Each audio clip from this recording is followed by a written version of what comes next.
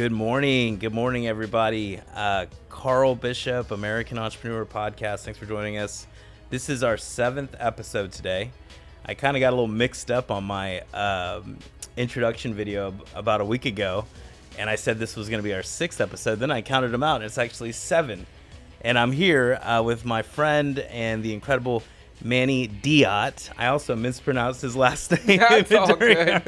I was like, man, I'm just messing up all on this video, but we just put it out. And so, Manny, it's a pleasure to have you on the show today. Welcome. Manny's with the Ferrari Kid. We've got some big announcements today, but just wanted to introduce you. And man, tell us a little bit about Manny. Well, first of all, Carl, I'm grateful to be here. Yeah. And lucky 7 for me. So this is lucky number 7. Yeah. That's right. So, man, what do you want to know? I came to America when I was 5. Yeah. And unfortunately, by the time I was 7, I was diagnosed with cancer and given 6 months to live. Yeah, we're going to talk about that. Through 3.5 years in the hospital and 61 surgeries and just a bunch of chemo and radiation. Yep. I beat some of the toughest odds. And through the grace of God, I developed a speaking career, a real estate career, a coaching career, and now in the nonprofit space with what I think is the coolest charity on the planet. I love that. We're going to unpack a lot of that for our viewers today. So Diotte, is that Italian? It's Canadian French. I'm Spanish. Okay. I was born in Granada, Spain. Okay. But my dad, who adopted me, was an American. He was stationed in Spain. Okay. And his family was Canadian French. Cool. So Diotte, became my adopted last name. Okay, cool. So you have a Spanish name, Manuel or Manolo Diotte. Yeah. So I was curious about that because it is a unique last name. It is. Yeah, I love it. So it's Canadian French. Canadian French, though I wish it was Italian because I love Italian food and Italian cars. And I lived in Italy for 2 years, so it's great. Yeah, I've always wanted to go one day, hopefully. So, well, cool. And I'm really excited. I've been a big supporter of the Ferrari Kid for the past several years. We'll talk a little bit about the gala that you guys have at the end of the year, which is always a fun, awesome event to go to. The big news is this year, the AE American Entrepreneur Golf Classic, the Ferrari Kid is going to be our benefiting charity. So all the proceeds from our golf tournament are going to go to the Ferrari Kid. That's awesome. Yeah, and I'm just really excited to work with you on this. Of course, for those of you that don't know, this is a golf tournament that we've been having for about the past 15 years. It started off with the Remax and the Children's Hospital golf tournament. We transitioned to a couple of other charities over the past 4 years, and I feel like you and I had talked about it over the years a few times, kind of here and there. And I think we finally, I can see this happening for several years from now on.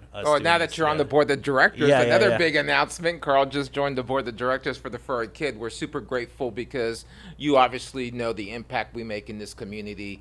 And with funds from a golf event, it makes even a larger impact because those events are large and huge. And we're able to sponsor as many kids as possible. Sometimes we wipe every kid off the waiting list because of events like this. So That's exciting. It's a big thing to be part of. And, we're going to have it early October, maybe end of September. We don't have a solid date yet. We're kind of shopping out golf courses right now. But just so you guys know, if you're interested in playing or sponsoring, this tournament sells out every year. We typically have a waiting list, and it's a real estate industry kind of standing event that people are expecting, and we always have a great time. I've never won, though. I've always, I don't know, and maybe I'm a little too honest when taking my score. I know some of the scores that come in, I'm like, what? It's like, there's no way. I'm never going to win my own tournament unless I can get, a big eraser on my pencil scorecard. So funny enough, I'm a big Texas Hold'em player. Okay. Because of my legs. I do golf on the charity events. Yeah. And of my 5 Hold'em tournaments, I've won 3 of them. Have you really? And people are like, there's no way. Wow. He's got to be cheating. Yeah. So what happens is I put a bounty on me to knock me out. You get $1,000, right? Okay. So what happens is everybody wants to knock me out. So when I play, I got to play the nuts. I got to play the best hand. You every time. So every time I go all in, you get 3-4 people calling, and I get these massive stacks of chips, and they're all like, he's got to be cheating. I'm like, no, everybody just wants to knock me out. That's right. You got to get a bounty going.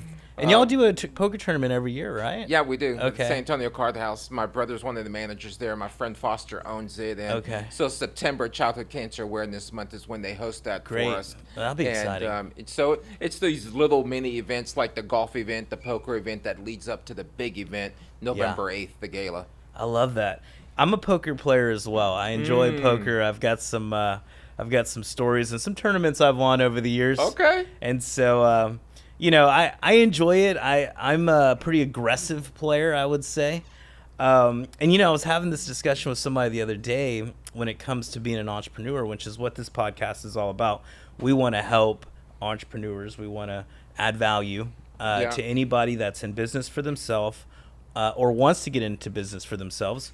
Or maybe they've been in business for a while, but they're starting to, get a little burnout. Whatever the case may be, we want this podcast to be something that they can watch and get some amazing tips, pointers, strategies, inspiration, things like that to help them succeed.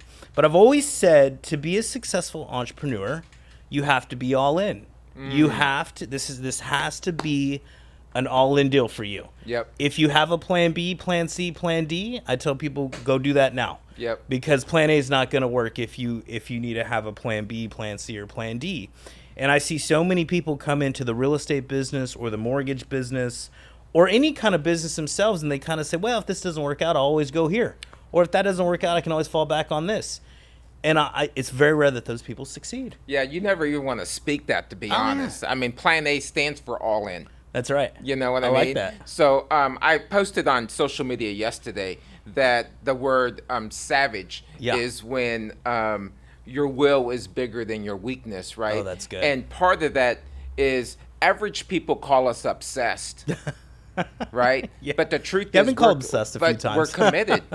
We're not like that. obsessed. We're committed. We're committed to figuring it out no matter what it takes. Yeah. So the average person that just wants to sit back and, I've got plan. If this doesn't come together, I got another backup plan. Yeah. I can't imagine not doing what I do on a daily basis. Yeah. There is no backup plan for me. Backup plan. I'm going to figure it out. And I was talking to one of my business partners yesterday, Jeremy, and we were talking about the only way we fail is if we quit. That's it. Like, there's no other option. Like, figure it out.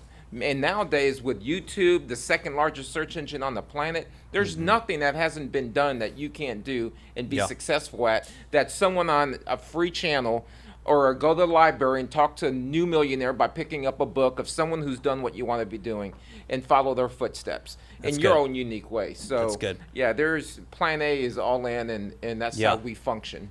Speaking of books, and I did complete your book, Happiness is a Pair of Shorts. Loved it. Thank you. I had it in my bookshelf for a while. And the other day, when you came over to our Bible study and reminded me, I was like, man, I'm going to read that book. So I knocked it out. It's a short, good read. But just to stick to another, the topic of being all in, for those of you that haven't read Think and Grow Rich by Napoleon Hill, one of my favorite stories from that book is the story of, and I won't spoil it for you guys, but there's a really cool story in there where a general, is going to fight a battle. He's got his army. They're on ships, and they land on this beach, and, they look up the hill, and they're outnumbered, like 5-1. I mean, it's just crazy odds. And so he's sitting there with his troops, and before he addresses them, he tells one of his lieutenants to go out in the bay and light all the ships on fire. So he addresses his army, and with the ships burning in the background, and he says, look, we're going to die here today, or we're going to win this battle, one of the two. There is no retreat. Yeah, we burned the ship. We burned the ships. And that's where that saying comes from. A lot of people don't know that that's where that saying comes from. But wouldn't you know, they won that day, according to the story, because they had no other option. Right. And so I think if you're considering going on an entrepreneurial journey, or if you're in one now, you have to develop that mindset, because I think people, kind of get to this point where they think, I'll give it a shot, or I'll give it a try, or I'll keep my day job, or I'll fall back on my degree or something like that. And it's very hard for them to succeed. So it was two things that I've seen, and I'd really love to get your thoughts on this, Manny, because you've succeeded over the years despite a lot of adversity, despite a lot of challenges. It's two things. It's being all in, number one, but number two is being able to handle stress well. And on almost every podcast, we've talked about that because we also want to be an outlet for people that are dealing with some stress. We want to offer some solutions, offer some help. But that is a big thing too. Being all in and having that all in mentality, but also being able to handle stress in a healthy fashion. So my question to you is, how have you done that over the years? How have you been able to, sustain, succeed through multiple businesses and books and different projects when the stressors come? Yeah, well, two things. One is mental toughness, is mindset, right? Okay. So I think I developed that really early, being in the hospital for so long. That's People are right. like, oh, how'd you do it? Well, I didn't have Yeah. an option. Yeah. When the doctor said you need another surgery, another chemotherapy treatment, you just had to do it, right? Yeah. So at a very early age, without even knowing it, I was already developing this muscle of being mentally tough and doing whatever it takes to get it done, right? Right. So stress is one of those things that I've been good at and I have failed at. Okay. Right. Like I think it's normal to have stress. I think especially like when you're getting on a stage speaking to thousands of people, you want to have a little bit of. Right? Because I call it the privilege of the platform. You want to take your speaking engagement seriously because there's got 3,000 people exchanging their time, or 50 people, whatever number is. For what you have to say. Right. So you just get well prepared for that. Now through the years, like with my gala, I haven't been so great at dealing with stress because it's my Super Bowl night and it's a lot of stakes on the line, right? Oh, I know, yeah. So I have learned now through the people around me, like for example, my fiance Rachel, who's watching us right now, Yeah, is delegate, my board of Delegate. directors, delegate. Yeah. So she's like, take some things off your plate That's and good. trust people to finish. If someone raises her hand and say, I want to volunteer to put the cupcakes out, don't go micromanage that. Let that off your plate. And however, if No, do you it set this them up way. in a triangle, but they set them up in a square, you're gonna be okay, right? So I've Triangles are learned to best. delegate some of these things that cause Yeah. me stress, Okay. so I can focus on what I do best. And the natural stress of just wanting to be the best Yeah. is okay because I'm Yeah. mentally tough to be prepared for that. That's good. And that's something I look for, honestly, we have a coaching company and we coach entrepreneurs. And one of the things in my initial meeting with whether they're a real estate professional or a mortgage professional or a business owner, I ask them about the struggles that they've gone through in life. I ask them about what adversity they've had to overcome. Right. And what I've noticed is people that have had to go through some real big struggles, whether it's rock bottom, whether it's relationship challenges, health challenges, things like that, they develop this mental toughness that comes along with it. Rock bottom, we've said in previous episodes, can be a beautiful place because rock bottom, number one, you get closer to God, but number two, you pull yourself out of it, and that teaches you how to overcome. It teaches you how to be resilient. And so sometimes these challenges can turn into blessings. Yeah, because rock bottom does teach us things that the peak doesn't. Yeah. Right. And Yeah. then when you learn how to overcome those things, your mind, the muscle says, "Oh, I've done it once. I can do it again. I've been in the bottom. I've gotten to the top. I can do it again." So when we do get setbacks, our brain's thinking of it's not if, it's when we do it again. Right. It's not if we're going to do it again. It's when. It's just a matter of timing. Right. By doing the right things of. Like for talking about entrepreneurship, we know that discipline is 80% of the formula. Showing up is part of it, and discipline's 80% of it. Yes. So you have all these incredible qualities of what it takes to be successful. Right. But those two things, just showing up and discipline's 80% of it. So when you do those things over and over and over, your muscle and your mental toughness just gets bigger and bigger. So then a setback becomes a setup for a comeback. I love that. No, and that's a big part of it too, is like in a coaching organization, I've always said, as coaches, our job is to help entrepreneurs develop habits. Yes. I've told my story, when I was a young entrepreneur, when I've met my first mentor, he said, "You seem like a bright kid, but if you want to work with me, I've got 3 rules. And rule number 1 is you can't have any other jobs. You need to be all in on this profession," which was a real estate agent. He said, rule number 2, every morning you need to be in this office at 8 a.m. He said, not 8:05, not 8:10, not 8:15. He said, if you can't be here at 8 a.m., let's just not talk. You're not ready to be coached by me if you can't show up on time at 8 a.m. And I was like, all right, this guy's kind of intense. And he says, Rule number 3, every time I see you, which is going to be 6 days a week, I need to see you in a jacket. And if you're not wearing a jacket, I need to see you in a tie. And at the time, I was a 26-year-old kid. I had one jacket. I wore it to funerals and weddings, and that's the only one I had. So that was a pretty tough one for me. A lot of people said, "Oh, that's easy." Yeah. No, that was a hard one. That was hard. Yeah, but those 3 basic habits, within about a year and a half, I became one of the top agents in the city of San Antonio. And it was during 2009, which we were in a terrible recession. Yep. And I remember back then, people were like, "Oh my gosh, the market." And I was thinking to myself, man, I'm making more money than I've ever made in my entire life. Yeah. Like I was a waiter 2 years ago, and now I'm making hundreds of thousands of dollars.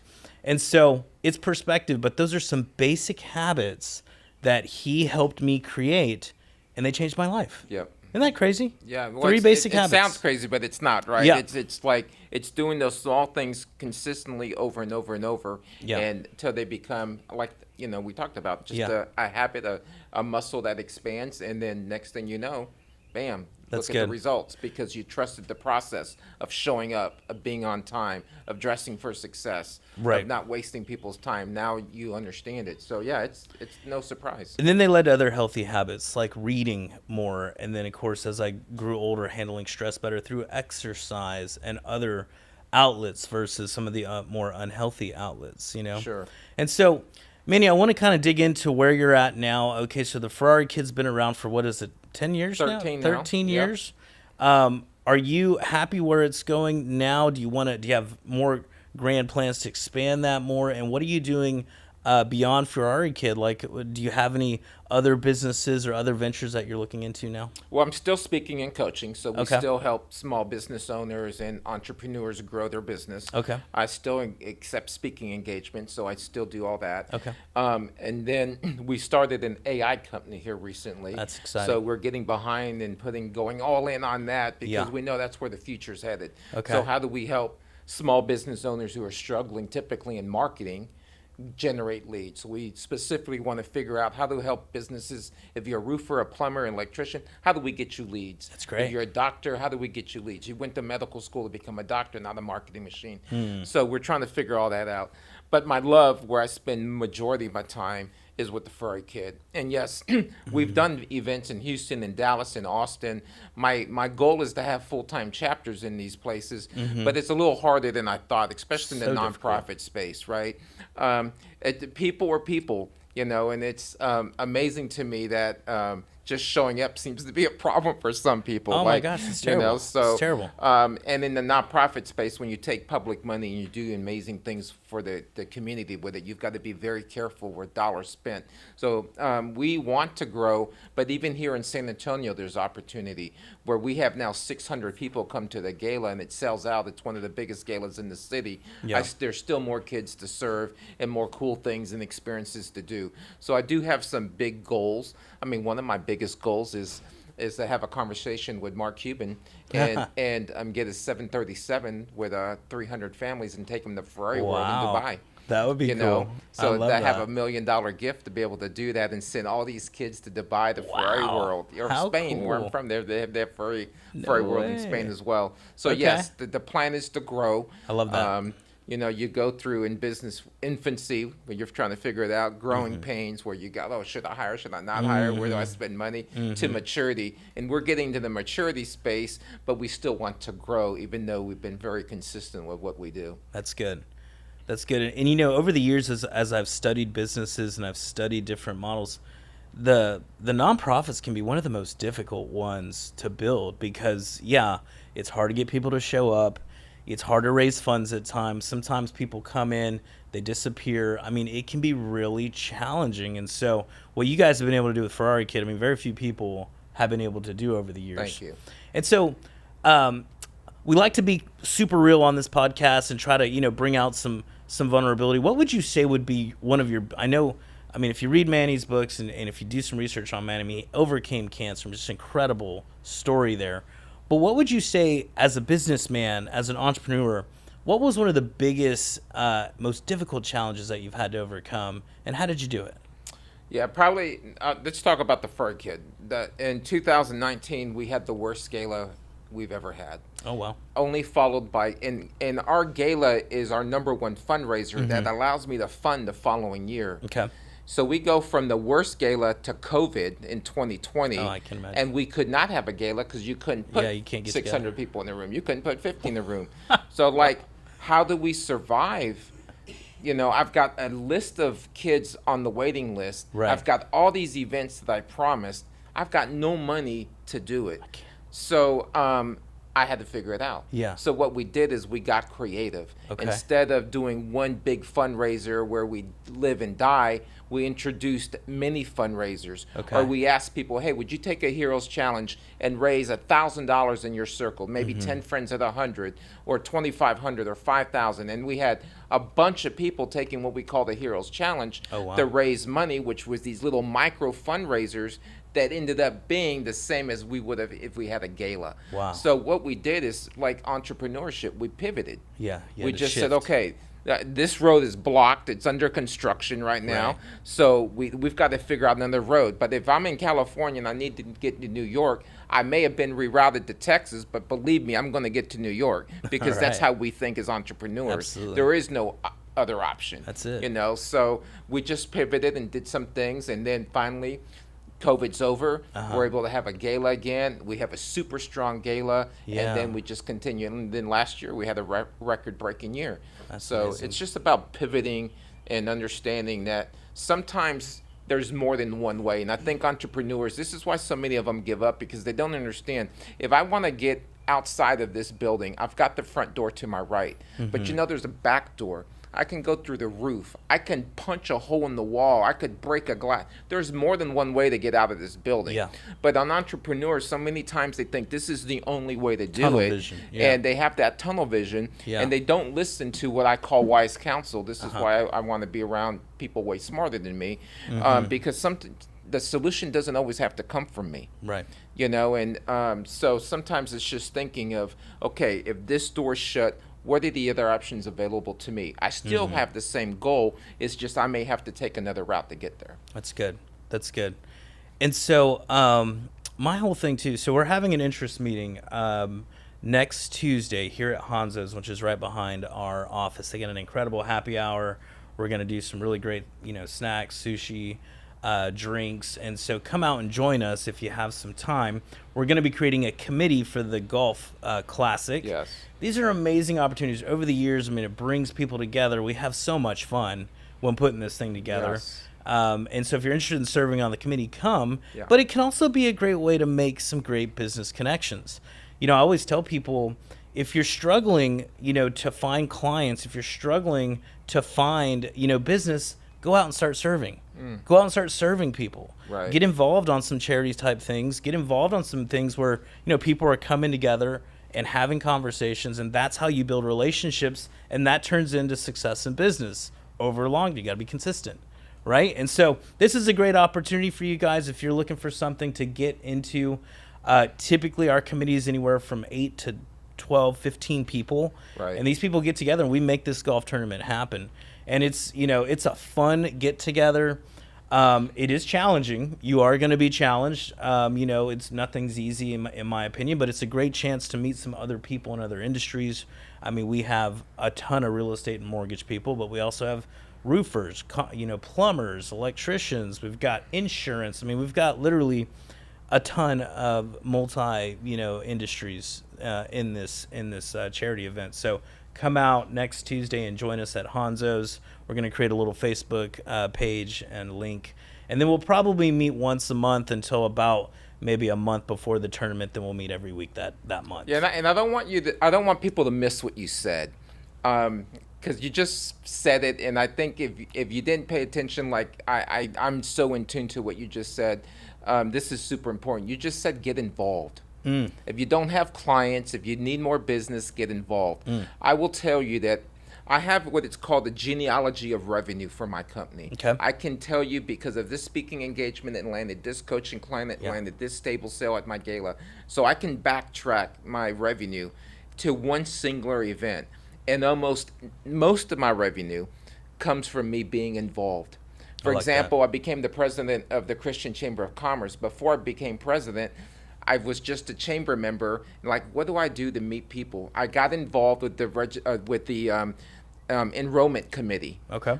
That way, everybody that came in had to go through me I love first that. because there was other coaches in there. Yeah. So, but they met me first. That's good. Right? I got involved with this committee at Sabor. Yes. So what would happen is I would get to network with other business professionals, plumbers, electricians, people in the space. Yes. And by me being involved in the community led to conversations that led to business. That's fantastic. And so I do want to encourage everybody, if you want to come out and be involved, you are going to meet some great people, and the side product of that typically is business. It's more business. We don't do Yeah. it for the business. We do it because we want a heart to serve. Right. It just becomes a byproduct of service. Typically, is more business. It really is. And over the years of coaching people, not just in business, but in the ministry and in faith-based ceremonies, like a lot of times, if you're in a funk, go out and start serving. Go out and start helping some other people. That is the greatest and one of the fastest ways to get you outside of whatever funk you're in. And, it starts to build gratitude. It starts to build all sorts of positive things come from serving. And I'm going to be frankly, that's how the Ferrari Kid started. Yeah. I'd lost $2 million previously before that through an embezzlement from a business partner in my real estate business. Oh, my gosh. And I went into a deep depression. And I rarely talk about that, but I was living out of my savings. I had $1 million in the bank. I was lying to people saying, "Oh, I'm so busy. I'm so busy." The truth is, I was just super comfortable because I'd made a lot of money. And then it starts going away when your American Express bill is $20,000 a month, and you're telling people I'm busy. When I was just in the funk, and I said, I got to do something outside of myself because I'm just focused on me. And that's actually the Ferrari Kid was born. I'm like, let me go do something for kids that are struggling and they're sick. And that little I did a shopping spree at Lock and Tier for a group of girls. Yeah. And the news found out, and next thing you know, my website was flooded with my kid's sick, my kid had cancer, and the Ferrari Kid was really born from just wanting to do something fun to a full-blown, we take care of 300-400 kids a year. And because I was in a funk, and I'm like, I love that. I got to go serve some people and get outside of myself. I love that. So great things happen when you just show up and say, it's not about me. Let me go serve and be part of something bigger than me and build those relationships in the market. That's so good. That's so good. And so we'll be serving next Tuesday and getting to just very initial meeting, getting started. Even if you're interested in just sponsoring or playing, it's a fun tournament. It can be pretty competitive for those that like to golf, or it could just be fun if you just want to come hang out. I've got a lot of prizes. We've got typically we'll do a silent auction. We'll do a lot of different stuff there. So we have a great time. Well, good. Well, let me pivot a little bit. If you're interested in more information on the Ferrari Kid, what's the website and how can they get a hold of you, man? So it's like the Karate Kid, the Ferrari Kid. The Ferrari Kid. .org. .org. So the FerrariKid.org. You can put Manny Diotte, Diotte, on the internet. I'll pop up everywhere. And 210-887-7285 is my cell. You can reach me anytime, and love to have a conversation with you and how you can help make things great. Awesome. So let's pivot a little bit into coaching. Yes. To coaching, to mindset, to over the years, and I was talking to Jeremy about this yesterday. I've always said, and this is me being completely honest about my coaching style, I don't think I'm the best coach. I think I'm a good mentor. Like, I'm good at saying, hey, let's do it this way works. I'm a great mentor, but when it comes to coaching, I don't know if I have the patience to be a great coach. I kind of have that mentality as if you're not showing up, you're not doing the things the way that I'm telling you to do it, you're fired. You know what I mean? Or you're not ready to be coached by me, And I think over the years, that has been useful in some ways because it kind of clears the path and gets to really highly successful people. And when I coach those people, they've become millionaires. Right. But at the end of that journey of becoming a millionaire, sometimes they're a little bit like, they don't, they're not very happy. It's kind of like they did it because, they were like in this like kind of relationship where it had to be done, and they're just kind of stressed at the end of it. Right. And so my sister and I went to a John Maxwell conference about 6 years ago, and we got certified for John Maxwell. And I love the guy. I mean, I love his curriculum. I love his books. But I started to realize about myself that it was part of my personality that I'm very low. If you do the DISC and values assessment, I'm very low on the altruism scale. Okay. I'm very high on the individualism scale. Okay. And so part of that has made me a great closer and a great businessman. but it's been some challenges when it comes to coaching people and really having grace and patience with people in certain scenarios. And so I've spoken to other people over the years, like my sister, for example. I say she's a much better coach than I am because she has the patience to sit down with people and help them self-discover things. Right. And so in your experience as coaching, and because I know a lot of people listening to this or that listen to these, maybe they are in a situation where they have employees or they have, people that are coming to them for advice. Maybe they own their own business. Maybe it's just one, or maybe it's multiple. What's your best piece of advice for coaching somebody? I mean, do you use tools like DISC and values assessments? And how do you start? How do you get to a point of success with them? And how do you, keep that success, for time? Great question. So one, I do have an intake form. And part of that intake form is, how do you want to coach me? On a scale of 1 to 10, do you want me to 1, sugarcoat it, or 10, give it to you full blast, right? If they don't answer 8, 9, 10, they're not a fit for my program. Yeah. So have you ever see The Biggest Loser?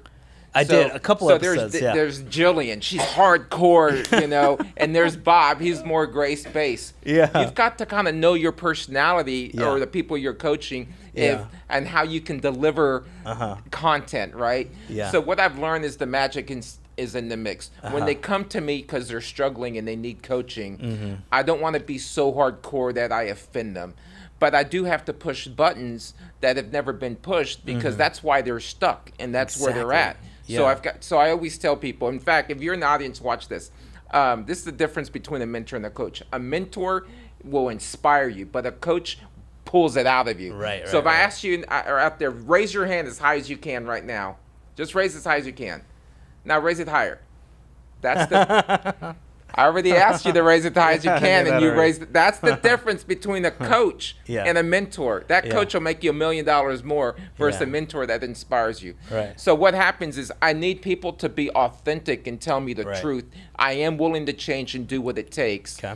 And I'm willing to be soft and patient on the first couple calls. But then after that, I do have an expectation.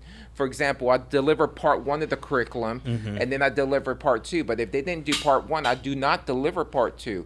And if they're on the phone or they send me messages, I got to change the appointment, Manny. Can we move it to next week? And they do that a couple times. I know they're not doing the work. Right. So that requires a different conversation. So to me, it's just kind of setting the bar up front. Do you want to change your life? Then I'm going to help you. You've never made 6 figures. You've never made $1 million. I can absolutely help you, but you have to do what it takes. So, so in the beginning, I'm a little more grace-based. And then in the middle towards the end, I am a little bit more firmer, but they're better for it.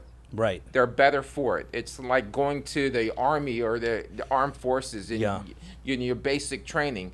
They don't really sugarcoat it. And then at the end, you're a better man, you're a better woman because of this experience. Yeah. And I say, if you just stick with me through those 10 sessions, you'll be better for it. That's good. And so I set the expectation up front. And I also realize not everybody's willing to do the work. Right. And not everybody's willing to be coached. That's it. So by doing my intake, and I do the DISC, I want to know what's their personality. Because if they're an extrovert and they like to, generally speaking, and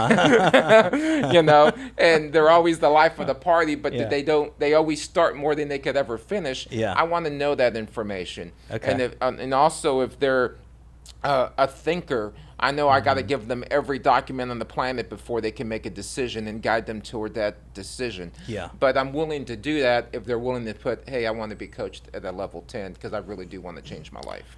I like that. And sometimes it's kind of redefining success for them, right? Because, to use the health and wellness, analogy, which is I show up to the gym and I tell my coach, I want a 6-pack, right? Right. And the coach says, okay, to get that, it's going to be a lot of work. You're going to need to be here 2 hours a day. You're going to need broccoli, for the next 6 months only. I mean, and it gets really challenging, right? So as you start to enter in that coaching relationship, maybe you make some progress, but then you also start to backslide a little bit. And so maybe at the end of that 6 months, you don't have the 6-pack, but you lost 10, 15 pounds. The coach sits down with you and says, okay, this is why you didn't get the 6-pack, but you did make some progress. Where do you want to go from here? Are you happy with where you're at now, or do you really want to push for the 6-pack? Because that's going to take you, making some changes, some tough changes. Yeah. And it's that confrontation, right? Because I know in a lot of coaching, and if you're paying for a coach right now and they're not having difficult conversations with you and confronting you, I'm sorry, but I feel like you're wasting your money. Yeah, I think a coach is not to be your friend or be liked. I've got to be able to have uncomfortable conversations, and people have to receive that, because I am going to challenge you and I am going to push you. But another really important thing that I've missed to say is in the intake is I always ask them why. What is their why? That's good. Because that's when things get tough. And they want to bail and they want to quit and they don't want to do the work. They don't want to make the phone calls. They don't want to knock on the doors. They don't want to go to the networking event, but they want it. Then I have to go back and say, hey, listen, you said you were behind on your promises to your family. You said that you wanted your kids to go to a better school, so you wanted a better house. Yeah. This is the reasons you wanted me to coach you at this level. Are they not important to you? Are they not important? Do you want me? Which one do you want me to take off the list? Wow, that's good.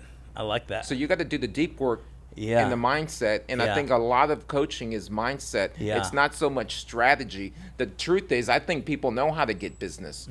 Go out there and knock on doors, make phone calls, go network, and do the things that other people aren't willing to do. Right. But it's reminding them constantly why they're doing it. Like, I'm a family man. Yeah. Rachel and I have 9 kids. She had seven. She had 7 kids before me, and I had my 2 girls. We have 9 kids, right? Family's huge for me. That's awesome. I want all their dreams to come true. Yeah. I want them to go to the best schools. I want them to live in the best house. I want them. I want to give them the best opportunity in life. That's good. I want to go on epic dates with Rachel. I want to go on epic vacations. That's right. Awesome. So it my why is very crystal clear on why I'm willing to do what it takes. Okay. And if that's not important to me, then I just take it off the list. Okay. So I think a lot of coaching starts as, why do you want $1 million? Why do you want a Ferrari? Why do you want these things? Why do you want this for your family?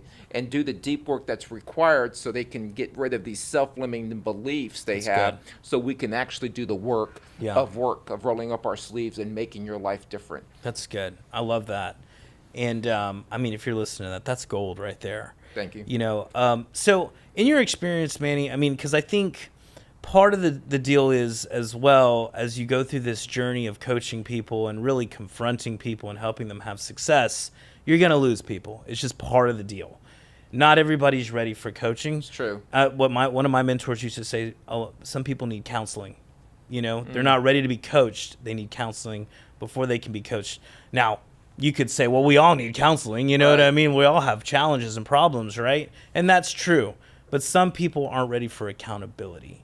And so in your experience over your years as coaching people, what would you say it is? It's like, I mean, is it 2 out of 3 that can have success? Is it 1 out of 5? I mean, what is your success rate when it comes to coaching individuals and you know, to encourage some of our people watching it? I mean, what's an acceptable amount of So I'm going to tell you, my success rate is high, and the reason it's high is because my intake is strong. Okay, I like that. I'm not willing to work with anybody who can throw $5,000-$10,000 at me and say, hey, make me a millionaire or make me a 6-figure earner.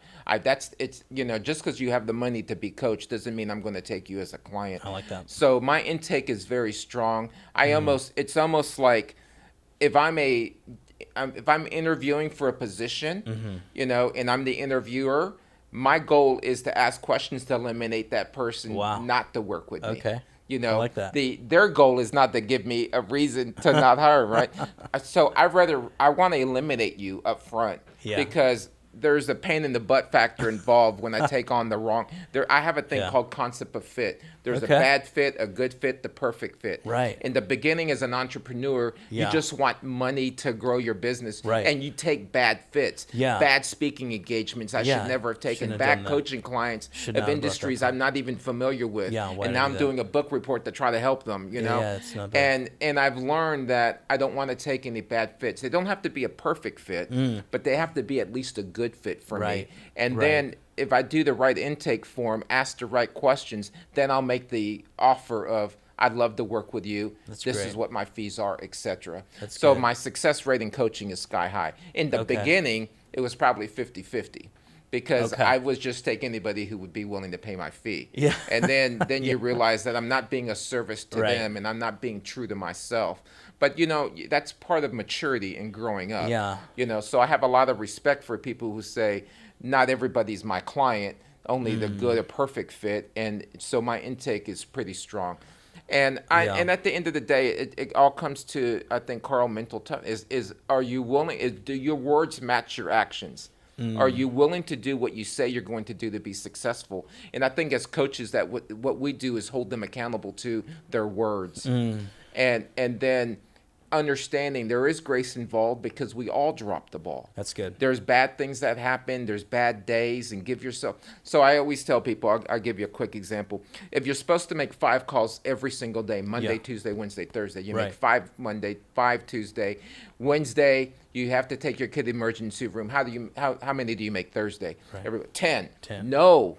5. Your goal is 5 a day. Don't stress yourself out on Thursday because of the goose egg you had the day before. Right. So, because knowing that every day is not perfect, so you have to have some grace in that, not compound the stress of, okay, now I got to get 10 in. Yeah. You just do 5 consistently over time, right?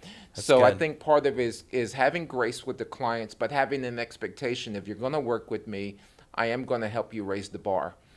I like that. You know, I've heard from some great men, you know, be slow to hire, quick to fire. So it's kind of like, that's kind of like that process.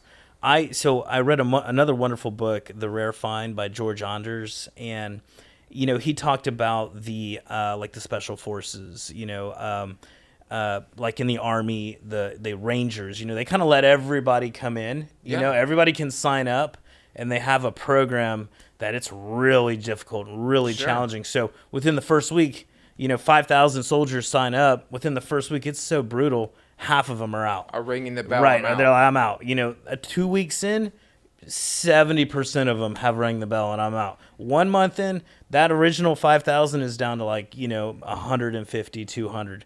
And I really enjoy that strategy because I think, you know, over the years, as I've kind of ran that strategy, you can kind of have a come one, come all mentality, but you have to be really quick to make it so difficult that they tap out or get eliminated quickly. And then you can get to some, you know, some really prized people that you can coach. You know, it's like, how do you find those people? You can either be super strategic on the front side, you know, and pick the right people through, you know, you're asking the right questions, or you can come one, come all, but you got to have something in place that's going to eliminate them quickly. Yeah, right? Because if you don't do that, then you're going to say I'm not successful because they're falling out. Right. And the truth is they're not falling out because of you. You know the content works because it worked for so many other people. They're falling out because for whatever reason they shouldn't have been in the program to begin with. Right. This is why it's so important, the concept of fit, of taking the right fit in from the beginning. Yeah. But the truth is, people are people. You know, if I'm speaking to 1,000 people, I grab a book and say I made $1 million because of chapter 7 in this book. How many people actually in that audience go buy that book? Yeah. Less than 3%. That's right. And then actually how many read it? Even Less fewer than than that. Yeah, even so less. we understand that fallout is going to be natural. It is. But so we just want to eliminate as many of those in the beginning as we can. That's so good. we can work with the people who are said, I am willing to do what it takes, WIT, whatever it takes. Whatever it takes. And this is my why. And then you as a coach gently remind them, or aggressively run if they have to, this is the reason you're getting up and making these calls, or this is the reason you're getting up and doing this, you know, work, whatever the assignment is. I love that why. So much wisdom in what you've been sharing. So much wisdom. So, I mean, thank you, Manny, for coming out to the show today. A couple of events for you guys that are coming up here next week. Again, we have the interest meeting for the Golf Classic that will be towards the end of the year. We also have a BPSA on June 11th next week when they're going to do it down at the Pullman Market. So come out to that. We'll be there to have a great event. That's a cool area. If you haven't been down to the Pullman Market, man, that place is awesome. Awesome. Great. Yeah, I mean, they got all sorts of shopping, all sorts of stuff. I'm doing a free business planning workshop at the end of this month. You'll have a link to sign up. This is basically where we sit down and we go into some deeper concepts like DISC and values assessment. What is DISC? What is values? It's essentially understanding yourself well enough to know what you're good at, what you're not good at, what you value, what you don't value, which will help you set goals for yourself and become more self-aware in your journey of planning and executing in this entrepreneurial journey that you've taken on. So free business planning workshop at the end of the month. We're doing another career night next month. And so we are hitting the ground running with everything that we're doing. And, man, we are so excited to work with you this year. Yeah, I'm excited. Thank you for coming out, bro. Thank you. No, thank you for good. having me. I'm blessed to be here. Thank yeah, you, man. Carl. All right, we'll see you guys at the next one. Remember, first Friday of every month, 9 a.m., we're going to be having these podcasts. And thank you guys for watching. See you next time. Bye.